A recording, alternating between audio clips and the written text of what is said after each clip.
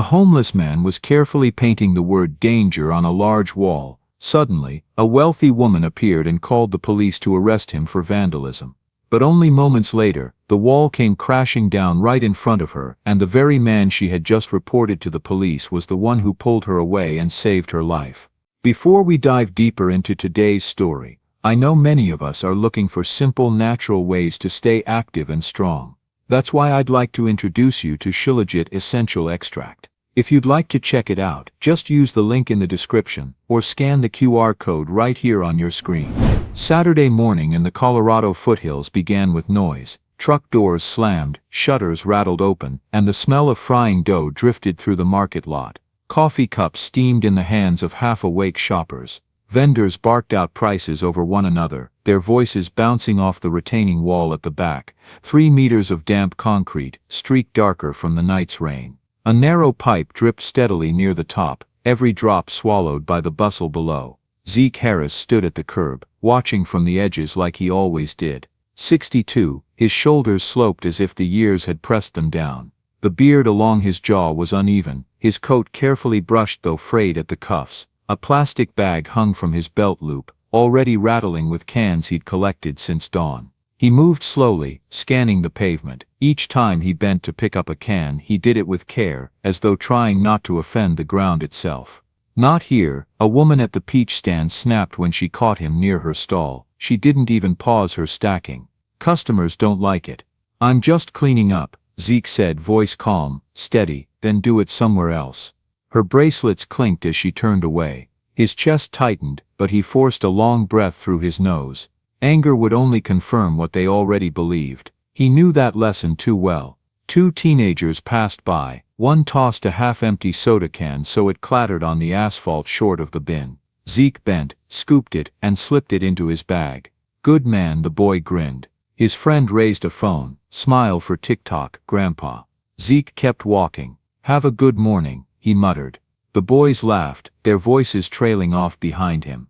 The crowd thickened as the morning warmed. Vendors sold peaches, coffee, muffins, jewelry. Families drifted between stalls. Zeke walked to the far side, where the lot met the retaining wall. Here it smelled of moss and runoff, a corner most people ignored. That suited him. He crouched, plucked a bent beer can from the weeds, and slipped it into his bag. Something clicked above him. A pebble bounced near his shoe. He looked up. Another pebble skittered down the concrete face. Then he saw it, a faint diagonal crack, water seeping through in a thin brown thread. He touched the wall with his palm. A low vibration pulsed beneath the surface, steady and wrong. His breath shortened. He had drawn diagrams years ago for a contractor, and the man's words came back: water pressure, soil shift, collapse. The memory gripped him harder than the cold air. He hurried back to the stalls. "Ma'am," he said to the peach seller, "please move your table forward. The wall's leaking, it could be dangerous." She frowned. "It's just rain. Don't bother me." "It's not draining right," Zeke said. "It's pressure building up." "Then call the town," she snapped, and turned away. Zeke spotted Crowley, the maintenance supervisor, in a neon vest, clipboard in hand. Relief flickered. Finally someone who could help. He rushed over. "Sir, there's a crack in the wall. Water's seeping out. Stones are falling. Please take a look." Crowley glanced up, unimpressed. "Got a photo?" "No, but then it's not a report. Submit it properly. We don't shut sections of the market on rumors. Just walk with me." 10 seconds, Zeke begged. "If I'm wrong, I'll apologize to every person here." "You're not an engineer," Crowley said flatly. "Step aside before I call police." He walked off. Zeke stood trembling, fists buried in his coat pockets. He wanted to scream but forced himself to breathe. He turned back to the wall. The trickle of water had widened. He couldn't ignore it. He climbed onto a wooden pallet near the market center, raised both hands. Conversations faltered. "Listen to me," Zeke called, voice shaking but clear. "The retaining wall is failing. There's a crack, water leaking through, stones falling. Please move your stalls and cars away from that side until someone inspects it." A few heads turned. Others frowned or laughed. "Get down," the peach seller shouted. "You're scaring customers." "I'm trying to keep you safe," Zeke said. A man in a brown apron stepped forward. "That wall's been there for decades. Never moved an inch." Stop spreading fear. Things change, Zeke said louder. Water changes things. From the coffee cart, the boy in the jacket cupped his hands. Say it louder, crazy man. My followers can't hear you. Phones lifted. Laughter rippled. Zeke's throat tightened. He scanned faces, desperate for a flicker of belief. He saw a woman near the flower stall tug her cart back a step, uncertain. That tiny gesture kept him going. I know what I look like to you, he said, voice raw, an old man with a bag of cans. But I've seen this before. Please, I'm begging you, move away from that wall. Crowley appeared with 2 orange cones, set them by Zeke's pallet. Sir, you're disrupting business. Down now. Not until someone checks, Zeke snapped, desperation spilling out.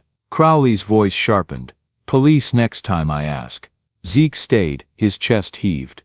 The crowd muttered, bored and amused. Anger and fear pressed hard inside him. 2 truths tearing at each other. He had nothing left but the words. The wall is going to fall, he shouted, voice cracking. Not next month. Not next week. Now, please listen. For one long moment, silence spread. A baby cried somewhere in the back. Then laughter broke it. Someone clapped mockingly. Vendors went back to selling. Phones kept filming. Zeke stepped off the pallet slowly, shoulders heavy. People's backs turned to him, leaving him alone with his warning echoing in the cold morning air, a madman in their eyes, invisible once more. The rain had stopped before dawn, leaving puddles that reflected the mountains beyond the market. The lot smelled of wet asphalt and coffee. Vendors set up like nothing had happened yesterday. Shoppers came with umbrellas under their arms. The retaining wall loomed at the back, damp streaks darker than before, but no one looked at it. Zeke Harris stood across the street, clutching the same bag tied to his belt. He had slept under the awning of a closed hardware store, sleep broken by the cold. His throat was raw from shouting the day before. People had laughed, filmed him, dismissed him. He replayed it all as he watched the market wake again. He knew words were useless now.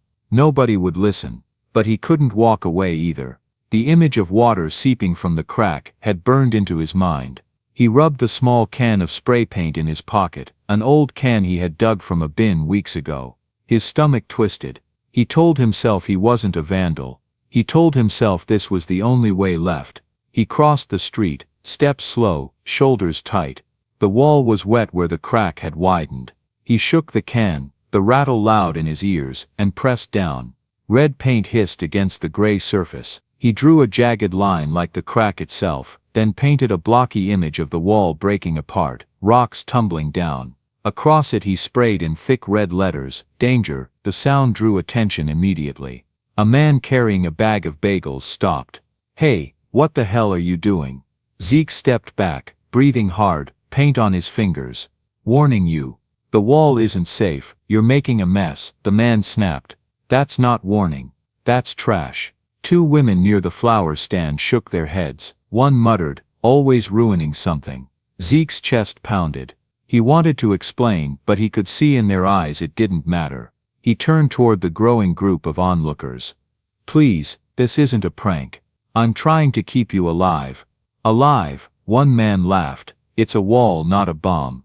Before Zeke could answer, a sharp voice cut through the chatter. Enough. Margaret Whitmore strode toward him, heels striking the pavement. She was 30, polished in a fitted blazer and dark slacks. Her hair was tied neatly back, her makeup precise. People made room as she approached, not just because of her tone but because everyone knew her, the young owner of Whitmore Interiors, the rising star in town business. She stopped in front of Zeke, arms crossed. Her eyes narrowed at the red paint dripping down the wall. You think this helps? It's the truth, Zeke said. His voice wavered, but he stood his ground. The crack is growing. I saw it yesterday. Nobody listened, this was the only way. Margaret's lips curled in disgust. You've vandalized public property. You've made the market look like some abandoned alley. Do you realize people bring their children here? I realize people stand too close to something that could kill them. Zeke shot back.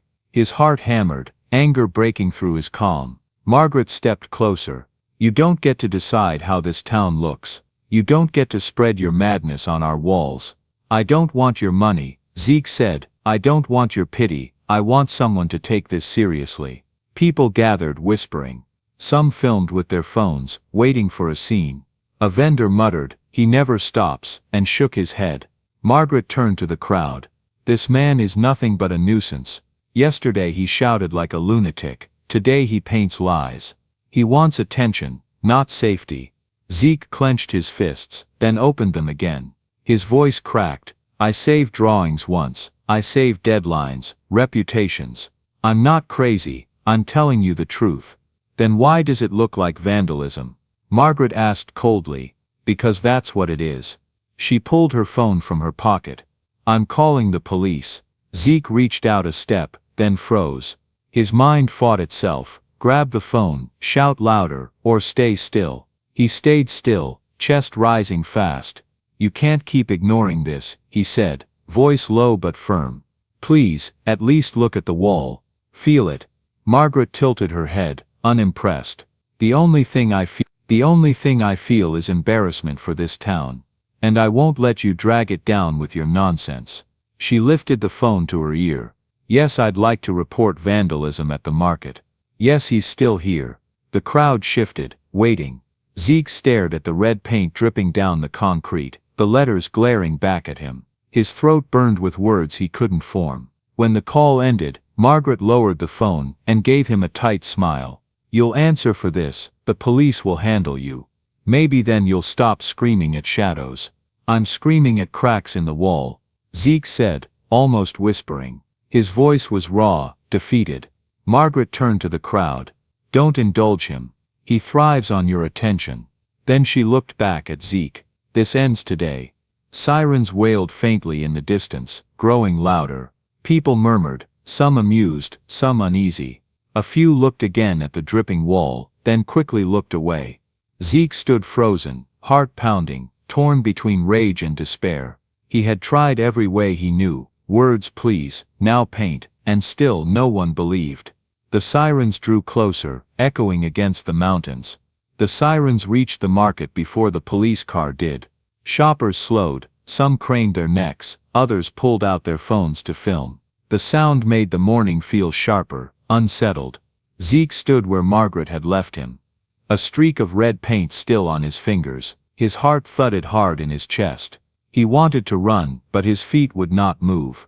He told himself to breathe, to keep calm. He had been through arrests before, for sleeping where he shouldn't, for trespassing, but this time felt different. This time he wasn't just in trouble, he was right. The patrol car rolled into the lot, lights flashing against the wet asphalt. 2 officers stepped out, one older, one younger. The younger one scanned the crowd quickly, hand resting near his belt. The older officer took his time, eyes moving from the red graffiti on the wall to Zeke standing nearby. Margaret pointed. "That's him. He vandalized the wall and caused a scene yesterday. He won't stop." The older officer, badge reading Carter, walked toward Zeke. "Sir, we're going to need to talk." Zeke raised his hand slightly. "I'll talk, but look at the wall first. Please, do you see the crack?" The younger officer glanced at the paint. "All I see is spray paint." "It's not the paint," Zeke said quickly. His voice cracked, urgent. "Behind it, there's a crack letting water through. It's growing, it's dangerous." Margaret stepped closer, her tone sharp. "He said the same nonsense yesterday. He's just looking for attention." Zeke turned to her, shaking his head. "I don't want attention, I want you alive." "Alive?" she scoffed. "You think you're some kind of savior, you're a vandal, nothing more." Officer Carter sighed, holding out a hand. "Sir, come with us. We'll sort this out at the station." "I'll come," Zeke said, his voice trembling. "But please, I'm begging you, touch the wall before you take me. Feel it." The younger officer smirked. "This is ridiculous." The crowd murmured. Some were entertained, others restless. A few exchanged worried glances but stayed quiet. Zeke's pulse hammered. He looked around, desperate. "Yesterday I warned you. Today I warned you again. You all laughed. You think I'm crazy, but listen, if that wall goes, it will crush anyone standing nearby. I won't stop saying it until you move." "Enough," Margaret snapped. "Take him away." Carter nodded. He gestured for the younger officer, who stepped forward and pulled Zeke's arms behind his back. The cuffs clicked shut. Zeke flinched at the cold metal. His breathing quickened, panic rising, but he forced himself not to fight. As they turned him away from the wall, a low sound cut through the air. Crack. Not the faint click he had heard before. Louder, sharper, several heads turned toward the wall. Dust drifted from a seam above the graffiti. Small stones tumbled down, bouncing against the pavement. "Did you hear that?" someone muttered. Zeke twisted in the officer's grip. "That's it. That's the sound I told you about. It's starting." The younger officer frowned, but kept his hold. "Stay calm. Look," Zeke shouted, straining against the cuffs. His voice cracked raw. "Look at it." The crowd's laughter died. Phones lifted higher. Margaret herself turned, her lips pressed tight. Another sound followed, a grinding deep and guttural. The crack widened, dirty water pouring out like a burst vein. Dust filled the air. "Oh my God," a woman whispered. Margaret stood only a few steps from the base, glaring at the wall, still unwilling to step back. "It's just surface." Her words cut off when the wall shuddered, the entire face trembling. Chunks of concrete rattled loose, crashing down near her feet. She stumbled backward, heels slipping on the wet pavement. The younger officer cursed and let go of Zeke. The older one shouted, "Everyone back. Move back now." The market erupted in chaos. Vendors abandoned stalls, fruit rolling across the asphalt. Families pulled children by the arms. People screamed, phones still filming even as they ran. Margaret froze in place, staring up at the wall as the crack split wider, zigzagging like lightning. Dust coated her hair. She coughed, eyes wide with panic. Zeke lunged forward, ignoring the cuffs cutting his wrists. "Move," he shouted at her. His voice broke with desperation. "Get away." She staggered, but her ankle twisted on the uneven pavement. She fell hard, palms scraping against the ground. The wall groaned above her, an unbearable sound like a mountain shifting. Without thinking, Zeke tore himself free from the officer's reach and sprinted. His legs felt heavy, his chest burning, but his body moved on instinct. He grabbed Margaret under her arm, pulling with all his strength. "Get up," he yelled. "Now, I can't." She gasped, coughing in the dust. "You can," he barked, hauling her to her feet. His knees screamed with pain, but he pushed through. The ground trembled beneath them as the wall gave way with a deafening roar. The collapse was chaos, stones and dirt crashing down, a cloud of dust exploding across the market. People screamed, tripping over carts and tables. The noise drowned everything. Zeke pulled Margaret clear just as a section of the wall slammed into the spot where she had fallen. The impact shook the ground. Concrete shattered, spraying fragments that cut into Zeke's coat. He shielded her with his body as debris rained around them. When the roar finally faded, a gray haze hung over the lot. Silence followed, broken only by coughing and the distant wail of sirens. Zeke knelt, chest heaving, holding Margaret by the shoulders. She was trembling, face pale, eyes locked on the pile of rubble only feet away. "You're safe," he rasped. His throat burned, lungs raw from dust. Margaret looked at him, stunned, voice barely audible. You pulled me out." The crowd stood frozen. Phones were still raised but no one laughed now. People stared at Zeke, the man they had mocked, cuffed, ignored, now crouched over Margaret, dust in his beard, his coat torn. Officer Carter approached slowly, shock in his eyes.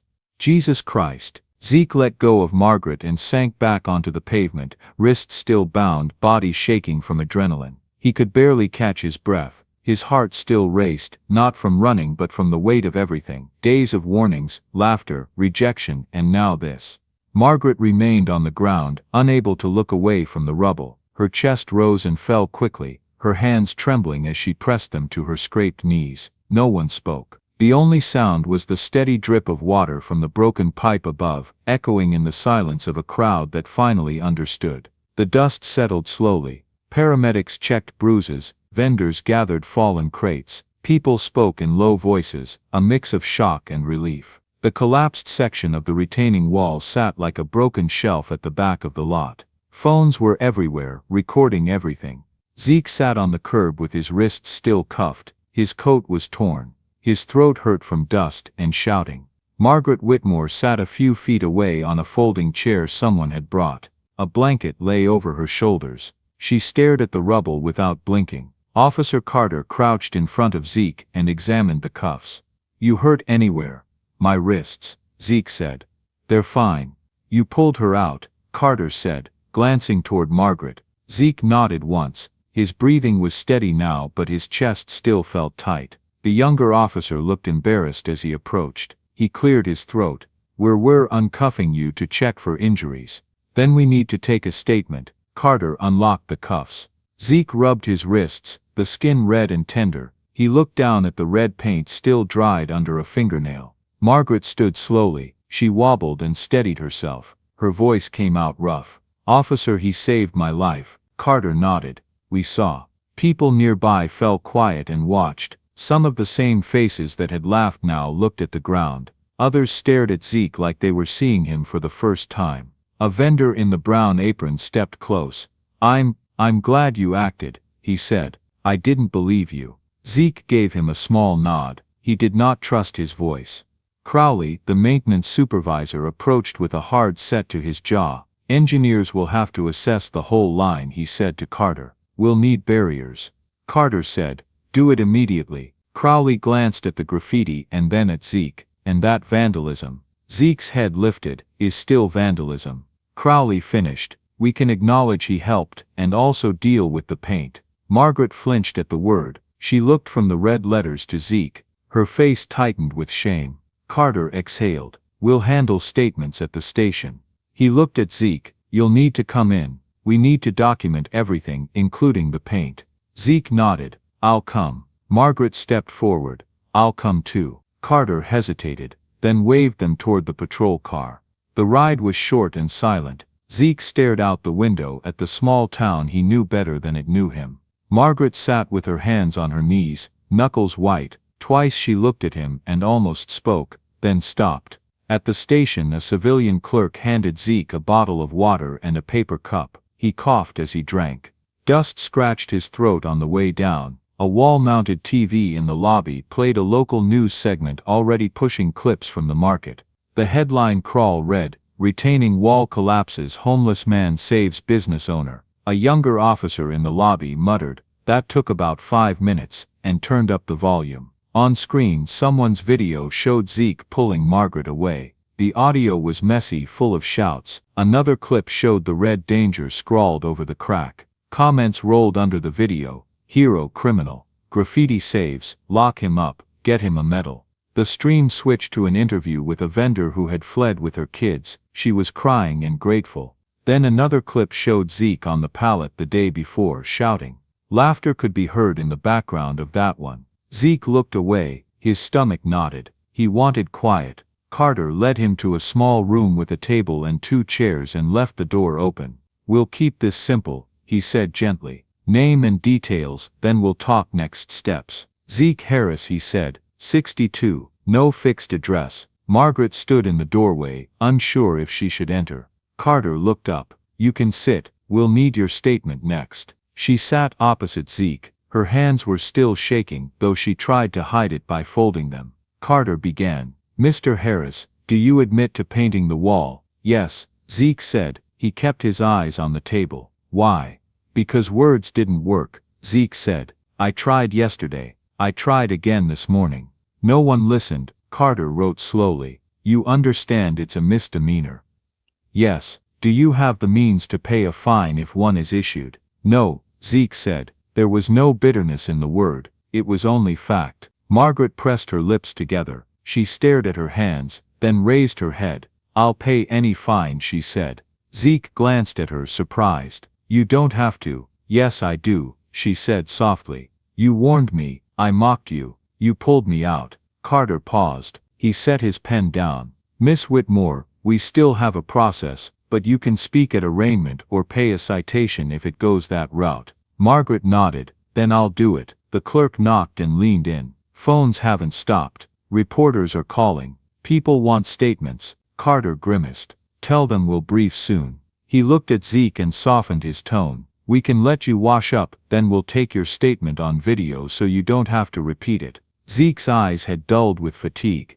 "Thank you." They guided him to a small restroom. He washed dust from his face and hands, scrubbing gently around the red paint that would not come off easily. He stared at his reflection, at the new cuts along his cheek, at the old lines that never left. He felt pride tangled with dread. He had been right, he had also broken the law. Both things sat in him at once. When he returned, Margaret was waiting outside the door. She looked uneasy. "Can we talk?" she asked. He nodded. They moved to a bench in the hallway, out of the line of the TV cameras set up for the briefing. "I was cruel," she said, voice low. "I saw what I wanted to see. I wanted the market to look perfect. I wanted control. I decided you were a problem because that was easier than listening." Zeke kept his eyes on the floor. People see what they're used to seeing. She swallowed and forced herself to meet his eyes. "You saved me," she said. "You could have run. You didn't. I couldn't watch you die," he said. "I wouldn't have slept again." She let out a tight breath. "I can't fix yesterday, but I can fix what happens next. I'm going to pay your fine, publicly. I'm also going to say I was wrong. Not by email, out there." Zeke blinked. "You don't owe me that. I owe the truth," she said, "and I owe you a chance." She hesitated, choosing the words carefully. "My company needs hands in the shop. Sanding, finishing, packing orders. It's not glamorous, it's steady. If you want it, the job is yours." Zeke stared at her. Hope felt dangerous in his chest, like something that could explode if he breathed too hard. "I don't know if I can work in a showroom," he said. "People, it's a workshop," she said quickly. "Not a showroom, no sales floor. I'll speak to my foreman. No promises about the world outside, but inside the shop, you'll be treated like anyone else." He weighed her words. His pride argued with his need. His fear of being humiliated again argued with the memory of pulling her out. He swallowed. "I can try," he said. She nodded, eyes glassy. "Then we'll try." Carter called from the doorway. Folks were going to brief outside, short and clean. They followed him to the front steps. Local reporters had gathered. Phones were held high. Margaret stepped forward before anyone could speak. Her voice was steady. "Yesterday and today I dismissed a man who warned me about a danger I could not see," she said.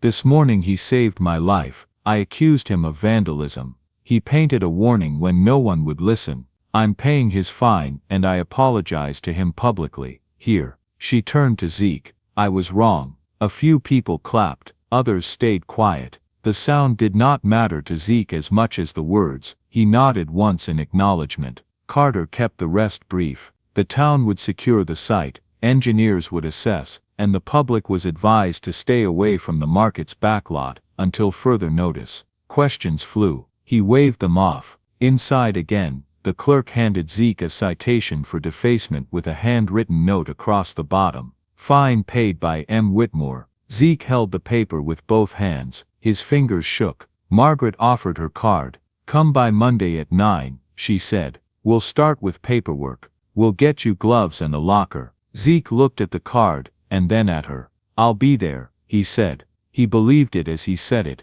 and the belief steadied him. As he stepped out into the late afternoon light, the town felt different. The street looked the same, but people made room as he passed. Some nodded. A few stopped him to say, "Thank you." He answered each one with a quiet, "You're welcome," careful not to let pride climb too high.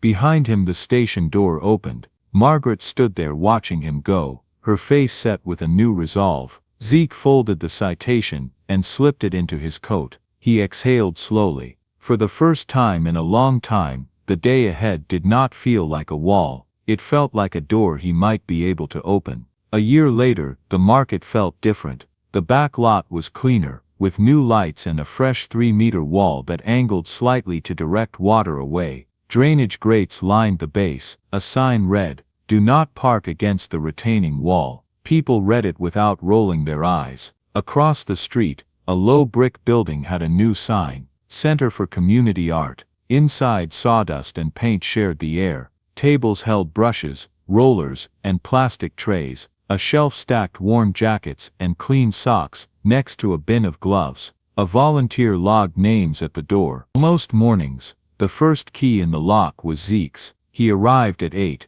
the habit steady now. He set his lunch in the fridge, checked the sink, and turned on the fans. His beard was trimmed. His hands were still rough, but the cuts had faded. He moved with quiet purpose, tapping the lids of paint buckets to check the seals. When he looked up, a group of men and women stood near the wall panels, some holding sketch paper, some just watching. "Good morning," Zeke said. "We'll start with priming. Then we lay the lines." A teen with a shaved head lifted a hand. "Do we really get to paint the main wall today?" "Yes," Zeke said. "We do it together. No tags over someone else. We step back and look before we add." "Even me?" the teen asked, half testing. "Even you," Zeke said. "You're part of this." The door swung open, and Margaret stepped in, cheeks pink from the cold. She wore a blue work shirt and jeans. She carried a box of roller sleeves. "Back ordered no more," she said, lifting the box. "We're set." Zeke smiled. "You saved the day again." She shook her head. "You saved it when you chose this. I'm just catching up." She took a breath like she was checking her timing. Town council signed off on the dedication. "We're clear for the unveiling at 2. Crowley is bringing the last barrier cones and the ribbon." "Crowley?" Zeke asked. "He agreed to come. He signed the permits," she said. "He also asked if we needed more caution tape. I said yes." Zeke looked back at the long interior wall they had been preparing for months. It was smooth and white, taller than a person could reach without a ladder. He felt a small twist in his stomach, the same one he got before a first line. "Let's work," he said. They primed as a group, passing rollers and trays. Zeke assigned corners and centers, kept strokes even, and reminded them to breathe. He watched a man in his 50s with shaky hands lay down a clean line after 3 tries. Zeke nodded. "That's good. Keep that pressure." A woman in a red beanie, Elena, who had slept in her car for months, looked at the empty space with wide eyes. "You sure about the hands?" she asked. "It's a lot." "It is a lot," Zeke said. "That's why we do it piece by piece. I'll draw the outline. You'll fill. We'll fix edges as we go." He took a charcoal stick and climbed the short ladder. The room quieted. He drew 2 large hands rising from the lower edge of the wall, palms open, fingers slightly bent. He matched bone and tendon from memory, and from the photographs they had taken last week. He stepped down, squinted, adjusted the angles. He felt the old focus slide into place, the kind that held his breath without him noticing. Margaret stood at his shoulder. "They look strong," she said. "They look honest," he answered. People filled in color. Skin tones varied, not one flat shade. Nails got small highlights. Wrinkles at the knuckles showed in soft gray. A boy added a faint scrape on one finger, then looked to Zeke for approval. Zeke nodded. "Life leaves marks. That's fine." At noon the peach seller came in with a tray of sliced fruit and a cautious smile. "Truce," she said, holding the tray out. "Better than shouting across a stall." Zeke met her eyes. "Thank you." He took a slice, then passed the tray. The woman watched the wall and exhaled. "You were right," she said. "I was wrong." She did not add anything more, and the lack of excuses made the apology land clean. By 1 the room buzzed. Volunteers wiped drips and edged lines. Zeke retreated to a stool for a minute, sipping water. Margaret sat beside him. "You okay?" she asked. "I'm nervous," he said. "I don't like stages." "Then don't make it a stage," she said. "Make it a workday with people watching." He laughed once. "I can do that." At 1:30, Crowley arrived with cones and a thin ribbon. He held his cap in his hands. "Lot's secure," he said. "Drainage is good. Engineers put their names on it." Zeke nodded. Crowley shifted his weight and looked at the mural. His voice lost its bark. "You got hands right," he said. "My dad's were like that." "Thank you," Zeke said. Crowley coughed into his fist. "I said some things last year. I'm not good at backing up, but I'm trying." "Me too," Zeke said. They stood in a shared pause that did not need more words. At 2, people filled the room and the sidewalk outside. The town reporter set up a small camera at the back. The teen with the shaved head hovered near the paint, but kept his hands to himself as promised. Margaret stepped forward. "Thank you for coming," she said. "This center is for anyone who needs a place to work with their hands and clear their head. We built it with donations, grants and a lot of sweat. Today we dedicate our first mural." She turned to Zeke. "You should speak." Zeke shook his head once, then stepped forward anyway. He looked at the crowd, then at the wall. He kept his voice even. "We painted this together," he said. "Some of us sleep in houses, some of us don't. We can still build something that holds." He glanced at Margaret, and then at "Thank you for giving us a room, and for making sure the wall outside stays upright." Polite laughter rolled through the room. It broke the tension. He felt his shoulders loosen. "Ready?" Margaret asked him quietly. "Ready," he said. They pulled the ribbon away from the mural, with no big flourish. The room went quiet on its own. The hands filled the wall, steady and open. Below them, smaller panels showed scenes from the market: a coffee cup, a dropped peach, a rolled-up shutter, a cone set in the right place. People leaned in to find the details they had helped paint. The teen with the shaved head pointed to a fine edge he had done, and grinned at no one in particular. An older man near the door cleared his throat. "That's good work," he said, voice thick. Others nodded. A few clapped. It wasn't loud, it was enough. A woman approached Zeke with a little girl. "She wants to thank you," the woman said. The girl looked at the floor, then up at Zeke. "For the socks," she said, from the shelf. "You're welcome," Zeke said. "Take 2 pairs next time. They wear out fast." He felt the knot in his chest loosen another notch. The day felt ordinary and important at the same time, which was something he had chased without knowing. Later, as the crowd thinned, Margaret stood beside him, both of them looking at the mural. "We should plan classes," she said. "Basic drawing, sanding, framing. You teach the first one." "I'll try," he said. He meant it.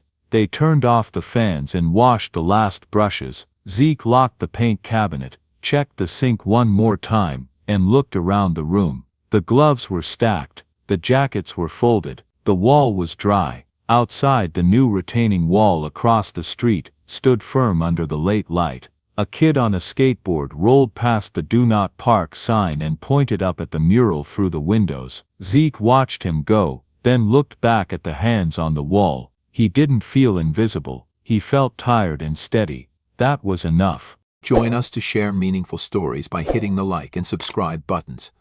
Don't forget to turn on the notification bell to start your day with profound lessons and heartfelt empathy.